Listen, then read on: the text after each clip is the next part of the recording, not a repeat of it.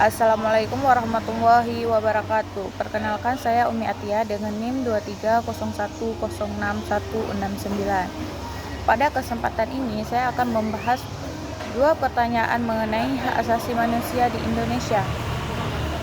Pertanyaan yang pertama, mengapa pelanggaran HAM masih sering terjadi di Indonesia meskipun telah terdapat berbagai instrumen hukum nasional maupun internasional yang mengaturnya?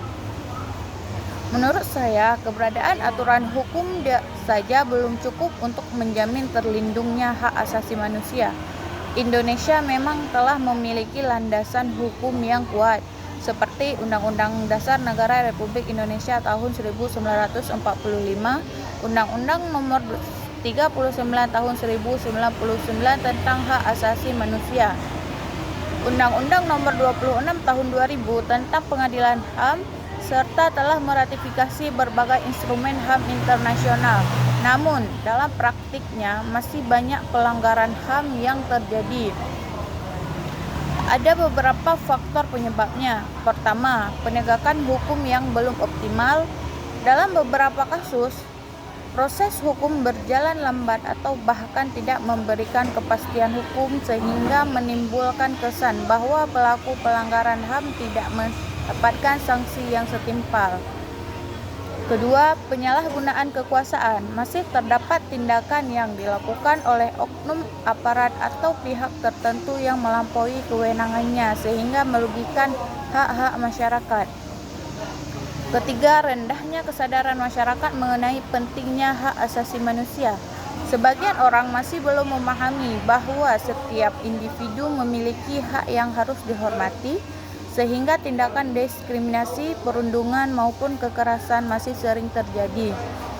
Keempat, faktor sosial, ekonomi, dan politik juga turut memengaruhi terjadinya pelanggaran HAM, seperti kemiskinan, ketimpangan sosial, konflik kepentingan, maupun lemahnya pengawasan terhadap penyelenggaraan pemerintahan.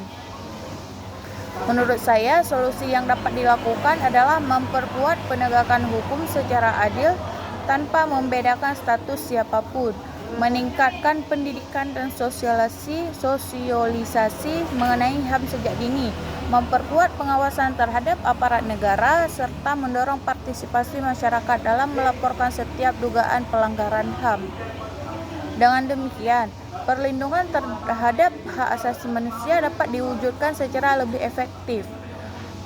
Pertanyaan yang kedua, bagaimana batasan kebebasan berpendapat dalam hukum Indonesia agar tidak melanggar hak asasi orang lain? Menurut saya, kebebasan berpendapat merupakan hak setiap warga negara yang dijamin oleh konstitusi. Namun, kebebasan tersebut bukan berarti seseorang bebas mengatakan atau melakukan apa saja tanpa batas. Dalam hukum Indonesia, kebebasan berpendapat harus dilaksanakan dengan menghormati hak orang lain, menjaga ketertiban umum, serta mematuhi peraturan perundang-undangan.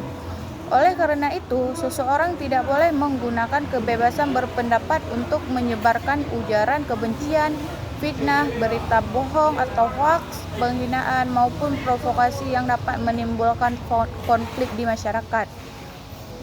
Selain itu, dalam menyampaikan pendapat baik secara langsung maupun melalui media sosial, kita harus mengedepankan etika, sopan santun, serta menyampaikan kritik berdasarkan fakta yang dapat dipertanggungjawabkan.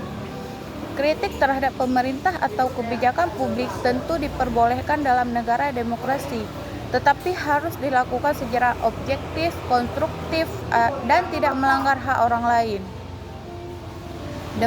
Dengan demikian dapat disimpulkan bahwa kebebasan berpendapat adalah hak yang sangat penting dalam negara demokrasi. Tetapi penggunaannya harus disertai tanggung jawab. Kebebasan seseorang dibatasi oleh hak orang lain, sehingga keseimbangan antara hak dan kewajiban harus selalu dijaga. Demikian yang saya dapat sampaikan. Terima kasih. Assalamualaikum warahmatullahi wabarakatuh.